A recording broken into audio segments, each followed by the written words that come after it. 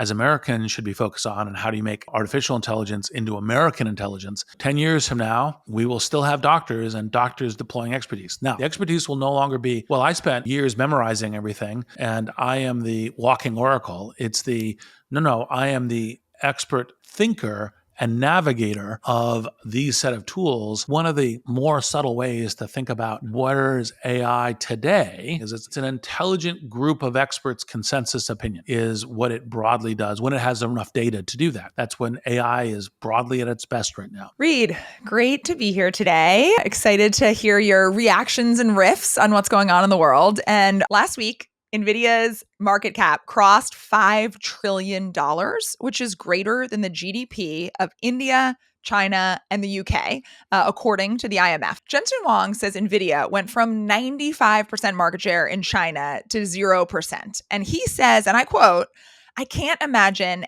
any policymaker thinking that that's a good idea." And the reason for that was the combined impact of US export restrictions and Chinese countermeasures. And so obviously, as the CEO of a company, you're not going to be excited about your market share going from 95% to 0%. The US did this because of national security issues. They want to make sure that the US is strong in AI. Would love to hear what you think about this. Like, is this an appropriate course of action? And should we be reversing this decision? Well, if the entire game of winning, or the most important part of the game, were sale of chips, then obviously it's a bad idea. But actually, in fact, that's only a small part of the game. I mean, it's an important but small part of the game. And what's really important is the development of the AI software tech, of how these models do everything from accelerate science, in the case of Sid and I's Monas AI, help cure cancer, et cetera, et cetera. And it's those outputs. And that, I think, is the thing where the chips are the driving determinant for being able to do that. And when you want to say, hey, we want to maintain the competitive edge for our risk investment or multi-decade investment in our companies and doing that, actually, in fact, kind of keeping the compute to us and our allies and whatnot is actually, in fact, a very good way to do that. And that's the important part of the game. So, I think not surprisingly, given that, what, Nvidia and Jensen's business is, we want to sell as many chips at as highest price possible to as many people as possible, that his answer is, I should be able to sell chips to everyone. And that's not actually, in fact, the whole game. Now, that being said, I do think that these questions around, will you have a Chinese internet and or actually you have a Chinese internet and English internet and everything else internet. You also have Chinese AI, US AI, and hopefully European AI and all the rest as kind of as a way of playing this out. And I think that's actually, I don't think that's a problem. It's a natural thing that's going to happen anyway. And I don't think that's per se a problem. Now, I do think that the really key thing that is, as Americans should be focused on, and how do you make artificial intelligence into American intelligence, is how do we have this AI revolution most help the entire swath of American industry? How do we get it deployed? How do we get productivity amplifications? How do we get entrepreneurial success with it?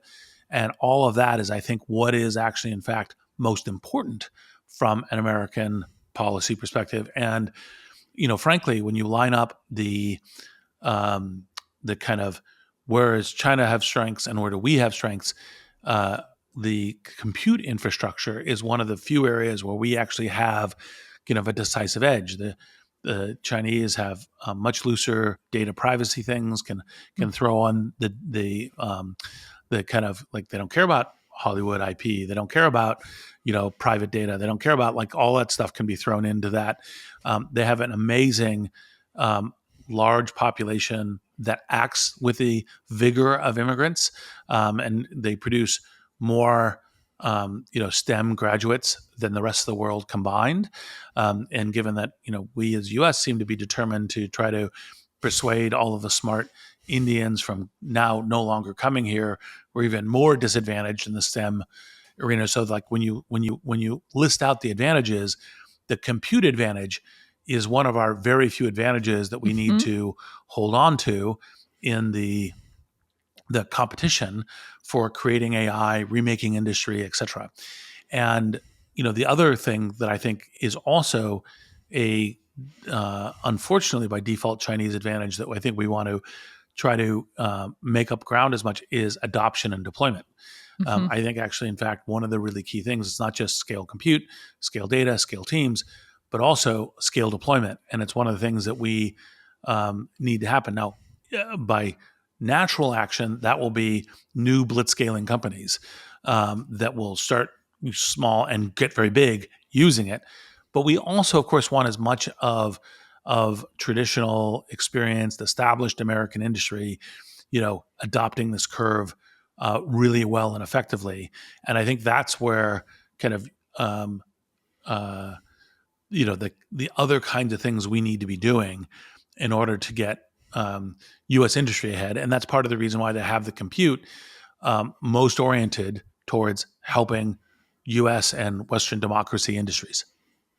Well, some people might say that this is sort of the same thing as a lot of people have been talking about how U.S. soybean exports, for instance, to China have recently gone to zero.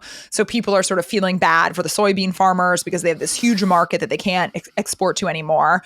Jensen's sort of saying the same thing. I had this huge market that I can't export to anymore. Do you think those are the same? And sort of what does like our government owe these U.S. companies when they're saying we're actually going to sort of disappear one of your main markets? Well, like I said, $5 trillion company that has no problem selling its entire book at very high prices. That's different than the soybean farmers. So I think the general establishment of tariff warfare will in fact harm a variety of American businesses. And the problem is well, who else is going to buy the soybeans? Mm. And what you have is, well, we established tariff warfare. The soybeans are not being sold overseas. Then you have to have government bailouts, which is your taxpayer, the person who is kind of working two jobs to make things ends meet, paying for the soybeans that otherwise would have been sold overseas, Mm-hmm. bringing in kind of commerce money to make things happen. So the soybean, they're not at all the same case. Mm-hmm. But I do think that if, for example, it was hey, we're establishing this and there wasn't already, frankly, infinite demand for Nvidia chips, then that would be a different thing. But there isn't Mm-hmm. infinite demand for soybeans. And it's one of the reasons why, I think that one of the our business success comes from our international trade relations. Like Mm-hmm. basically prosperous countries have good export regimes. And it's true that our tech industry, one of the things that's underappreciated, generally speaking, in the company, is one of our industries that we get massive amounts more revenue from the rest of the world than we do here. That's part of what creates prosperity for us. And by the way, Nvidia can still sell chips to many other places other than China, Mm-hmm. and so can still do that. But it's also like there's for the foreseeable future, there is just massive demand for Nvidia chips. So not selling them to China actually, in fact, doesn't create any real dent in any U.S. business interest, including Nvidia's. I was about to say every tech startup we talk to seems to want to get their hands on more Nvidia chips. So they have willing market, that's for sure. If you look sort of long term, does this decoupling of the US and China lead to sort of two incompatible AI internets? Like are there long-term harms that could come from this, sort of us separating out from one of our trading partners? Playing the world industry competitive game by restricting chip flow to China is, do they build their own native chip industry, and then suddenly do we have no longer the advantageous leads with chips that we have now? China already has that as a top mission anyway, and has had it on a number of different fronts since at least 10 years. I think it's like 2014 or something. Yep. I do think um, uh, we will have a bifurcated technology industry. And I think that bifurcated technology industry has all kinds of complications to it, mostly kind of geopolitical and in economic might and geopolitical influence and all the rest. And it's one of the reasons why I think it's important for every country, including ours, to say, hey, it's a good thing for us to actually have our tech industry have a lot of global reach, Mhm. global customers, global platform establishment, and it's one of the things that we actually benefit enormously as a country, all of our industries, from that. And I think it's one of the things that everyone should have that as a kind of intrinsic strategy. Is like, how do we succeed as a kind of a global industrial and economic power as part of doing it. Now, that being said, there's all kinds of natural geopolitical things that tend to go to, kind of technology sovereignty, digital sovereignty, et cetera, to breaking up the internet, to saying, hey, I don't want to use your AI, I want to use my own AI. And I think that's part of the wrestle. Now, the thing I worry about in kind of the anti-globalist and isolationist tendencies in the US is that we are much better off the more our partners and friends and the world uses US tech. It gives us enormous amount of economic power, enormous amount of soft power. It's a good thing. And if you're driving them to say, okay, don't use us, use the Chinese, use others, you're losing a competitive race. And so I think the issue is not so much. I think we naturally bifurcated in various ways. Mhm. Just go ask DeepSeek about Tiananmen Square. There's a highlight point. Yep. Have people trust our ecosystem more than the other available ecosystems to them, because then you both we as the world, but also we as broad American industry benefit from that a lot. Not to be flippant, but every year since ChatGPT was released, a group of scientists, technologists have gotten together to put out a pause letter saying that AI has gotten so good that we need to pause now and look at safety concerns. I know you are someone who cares about safety, but you also care about AI development. A few weeks ago, we had over 800 public figures, including AI godfathers like Jeffrey Hinton and Joshua Bengio, also the Apple co founder Steve Wozniak, other business, political, cultural figures. They put out this letter that says that, again, we should pause before we have super intelligent AI because we have to think about the safety concerns.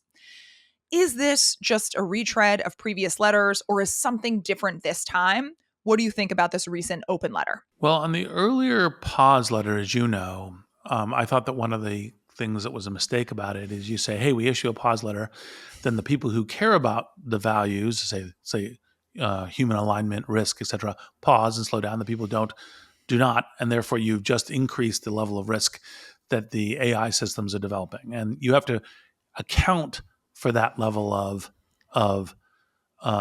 that possible outcome in calling for a pause. And then they say, well, but the other people understand that they should do that too. And it's like, well, no, actually, if I understand human beings at all, is we divide into groups and we compete with each other. And so other groups say, hey, great, you pause and I won't. And matter of fact, there were original signatories of the original pause letter. They're like, yeah, everyone else should pause. Well, I don't, in order to build grok, kind of as an example. And I think that so the important thing is to say, like, the pace of development will continue afoot, and we are not going to get to a collective agreement. I mean, just take, for example, climate change, where you could see, impact on weather, impact on temperature, and other kinds of things. You can't even get to a global agreement on that. And then the intangibles of where the stakes of, like, who develops, AI, call it super capabilities early, are huge. That will continue afoot. So I think it's a wrong strategy for this. Mhm. It's like, let's wait till we have global committee decide that it's okay. I don't think people are going to bind into that. This podcast is sponsored by Google. Hey folks, I'm Amar, product and design lead at Google DeepMind. We just launched a revamped vibe coding experience in AI Studio that lets you mix and match AI capabilities to turn your ideas into reality faster than ever. Just describe your app and Gemini will automatically wire up the right models and APIs for you. And if you need a spark, hit I'm feeling lucky and we'll help you get started. Head to ai.studio/build to create your first app. The question of contributing, what are risks that we should try to mitigate? What are ideas for mitigating those risks to make those ingrained in what we're doing?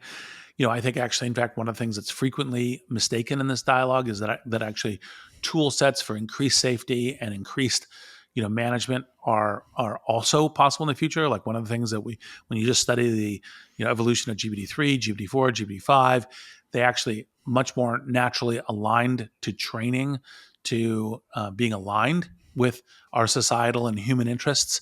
It's one of the things that comes out of the scale. So you get increased tool set for it. And then, the other thing is the classic thing is, well, what do you mean by super intelligent, right? GPT-4 was already super intelligent. Right. That no individual or group of individuals had, not the least of which was speed, but also breadth of knowledge and so forth. And so they say, well, but it's when it's like, kind of, deity intelligence. And you're like, well, okay. By the way, one of the things I think is useful is, it's an exponential curve, so it could show up next year, and we wouldn't know because exponential curves lead to magic. And it's like, okay, I understand the concerns there. I've helped build exponential curves. I, at least understand that much math. Now, usually it's an exponential curve to what? So, for example, of an exponential curve to increasing superintelligence capabilities that are like savants, which is what we're seeing, happening now. That's actually not necessarily, that deeply alarming. I do worry much more about AI in the hands of human than AI by itself. I tend to feel that the worry and the focus on, the robots are coming is like actually, in fact, how we navigate, the artificial intelligence being amplification intelligence across a whole bunch of human beings, like what happens with, rogue states, terrorists, criminals, etc., as ways of doing that. And so like focusing on what this means for human, deployment and use, I think, including, by the way, stupid human use. It's like, for example, if someone said, hey, we should take the nuclear defense grid and we should make it all controlled by the AI. And it's like, there have been movies about this all the way from Dr. Strangelove into the Terminator and all the rest. It's like, no. Like, let's not do that. Right. It didn't work out too well. That being said, obviously, a number of these folks, Joshua, Benji and I have talked about this a number of times, enormous respect for him, deep thinker, is correct in that kind of that metaphor of people holding different parts of the elephant, the trunk and the tusks and the legs and the tail and the ears. Like, hey, there's an issue here. He is correct. There's an issue here. And then what tends to happen is, well, does a precautionary principle mean that you should do nothing until the issue is there? It's like, actually, in fact, you should do the most intelligent things to navigate the issue. And the question is whether or not the most intelligent things are try to wrap ourselves in knots by pausing for, massive committee groupthink, or by trying to be as smart as possible in navigating the path and making sure those intelligence gets into the things that are building it. And like people say, well, the Chinese are only excited by our own race conditions, and I was like, well, no. Many years ago, Xi Jinping said by 2030 he wants to be AI, wants China to be the dominant AI country in the world. This is before that. It's not clear data seeing and reasoning and thinking target. That's just how these things play. So I think that the issue is to say, hey, let's pay attention to what are major risks. Let's try to generate ideas for how we navigate them.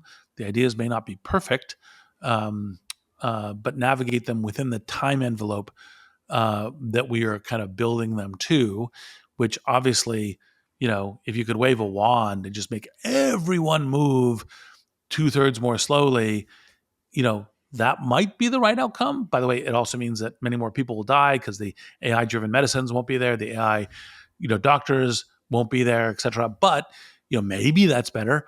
But that's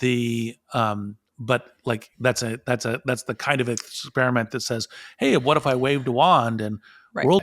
You're like, well, like that one. It's a fun thought experiment, but it's not going to happen. I think one of the areas that we can all agree that sort of magical super intelligence would be really positive is with healthcare, medicine, doctors. And you were actually recently invited to speak, actually to debate at a conference recently. And the debate was whether in the future, doctors will even exist because of the rapid improvement and transformation of AI. So the conference was Chatham House rules, so we can't play video, but I would love to hear your point of view. Do you think that, doctors are going to exist in, 3, 5, 10 years with the rapid advancement of AI? Well, for people who read Super Agency, they probably wouldn't be surprised to understand that I was arguing on the doctors will continue to exist. And what's more, doctors will continue to exist not in what people assume is like, oh, they're the emotional handholders. So sure, the AI does all the thinking, and the doctor now goes, "So Aria, how are you feeling? Does that feel right for you?" No. Actually, as thinkers, as diagnosticians, as experts, but doctors' jobs will have to change a lot. We are already in many domains in a place where the majority of doctors, if they have an instinct that's different than the AI diagnosis, the doctor is likely to be wrong because they don't have the compute capability of I looked at 1.5 trillion words, I did an intense amount of synthesis on them, and I'm doing that retrieval, looking at databases and cross-checking things as I'm doing it. However, that doesn't mean that the AI is perfect. And actually, in fact, I think part of what doctors as experts and diagnosticians end up becoming is uh, the the dance partners, collaborators, directors, tool users of AI to help get to the right outcome, both for translating what the patient actually, in fact, like helping the patient discover what they really need and how to articulate that, parsing the information that comes back. Like one of the examples we used in the debate is to say you got somebody who says, well, you have this cancer, you should start chemo, tomorrow. And it's like, well, actually, in fact, my life's goal is to walk, my child down the aisle in the wedding that's happening in 2 weeks. And it's like, okay, great. We will start it the day after or 2 days after the wedding, depending, and we will try to do everything possible to set up before then. And that's the right way to understand this, even though from a medical outpoints point of view, like the right thing is to start chemo tomorrow as an instance. And, part of it, I've been advocating for years now that governments should try to get a medical assistant that's available 24/7 on smartphones to all of your citizens. It's an enormous elevation of human quality of life and is doable now in very straightforward ways. That you should use ChatGPT or your favorite frontier model, Copilot, Gemini, Claude, etc., as a second opinion to cross-check things. I actually know of people whose lives have been saved by doing that because, again, it's this diagnostician expert. But the thesis that it will completely replace doctors is, I think, incorrect on a number of things. One, yes, it'll be if you had human or AI already on radiology film, you choose AI. But actually, by the way, it's still better to have AI plus human, right? So AI plus human is better. Then you say, well, but the economics won't say it's like actually, in fact, there's always a role for an AI plus human for something as urgent as medical care. So now, by the way, in many areas, like impoverished areas, there may be no room for AI plus human because of or very little plus human because of the cost. But that means we massively improving those areas by having AI be there. Right. Look, how is AI trained? AI is trained through a lot of human expertise in terms of doing that. It's one of the things that doctors bring in is like, okay, like one of the more subtle ways to think about where is AI today. This is a little bit counter to some of the super intelligence thing. Is it's an intelligent group of experts' consensus opinion is what it broadly does when it has enough data to do that. That's when AI is broadly at its best right now. Now, that's good for medical things because that's what you want your very first medical judgment to be. But by the way, the consensus opinion misses things. And one of the things that, in talking to doctors is like, actually, in fact, like this goes, it reads the whole chart. It reads 30 other parallel cases. It brings in questions and connections that a doctor doesn't have the individual compute for in order to make it happen. And sometimes it's that outlier case of recognizing that that's actually, in fact, kind of really important. And that's part of the reason why I think, 10 years from now, we will still have doctors and doctors deploying expertise. Now, the expertise will no longer be, well, I spent years memorizing everything, and I am the walking oracle. It's no, I am the expert, thinker and navigator of these set of tools to getting great health and healing outcomes for people, working with them and working with the tools in order to make it happen. Well, that's what I was going to say. I think a generation of med students just breathed a sigh of relief. But if you are in medical school right now, what advice would you give them for what to focus on because their job is going to change? So, one, start using it, right? There's a general thing for everybody, medical students, journalists, scientists, accountants, managers, software engineers, lawyers, educators, everyone, start using it. And more or less, I think that if you're articulating an opinion on it and you actually haven't been using it, and I mean using it with some seriousness, not like, oh, I did a query once, right? Right? Mm-hmm. You don't have intellectual integrity in terms of how you're thinking about it, and however smart you are, and everything else. Because it's like a person who's never driven a car saying, well, I have a certain amount of point of views on how one should drive a car, and you're like, no, you gotta have some of the experience, some. Yep. So I think that's one. Two is the medical institutions themselves, which tend to not want to change. Another way, Right. like for example, you begin to learn is like, oh, actually, in fact, when you're doing coding, the combination of GPT-5 for reasoning and Claude Code for the detailed coding, that combination is the current Pareto best optimum for all coding stuff. And you don't really know that unless you're actually, in fact, engaging in it in some kind of systematic way, talking to each other and so forth. Where Claude is better at creative writing than ChatGPT. Gemini does certain kinds of science queries better than any other model. Copilot is kind of better integrated to the set of things you're doing in the enterprise. All of these things, kind of matter for understanding what the tool set is. And I think today, if as a doctor, like for example, I was saying as a patient, you should use GPT or your favorite frontier model as a second opinion. Doctors should do that too. I actually think the question is you should be thinking of, if I'm not doing that, do I have, frequently this, because of this thing, do I have 100% confidence in my diagnosis? Right. I have 100%. And it's like, okay, well, what's the cost of using, kind of Copilot, Gemini, et cetera, as my second opinion? And the answer is not high. Close to zero. Yeah. Reid, thank you so much. Appreciate it. Always a pleasure. Possible is produced by Palette Media. It's hosted by Aria Finger and me, Reid Hoffman. Our showrunner is Sean Young. Possible is produced by Tanasi Delos, Katie Sanders, Spencer Strasmore, Imo Zhu, Trent Barboza, and Tafadzwa Nimorundwe. Special thanks to Surya Yalamanchili, Saida Sapieva, Ian Alice, Greg Beato, Parth Patil, and Ben Rellis. This podcast is supported by Google. Hey folks, Stephen Johnson here, co-founder of Notebook LM. As an author, I've always been obsessed with how software could help organize ideas and make connections. So we built Notebook LM as an AI-first tool for anyone trying to make sense of complex information. Upload your documents, and Notebook LM instantly becomes your personal expert, uncovering insights and helping you brainstorm. Try it at notebooklm.google.com.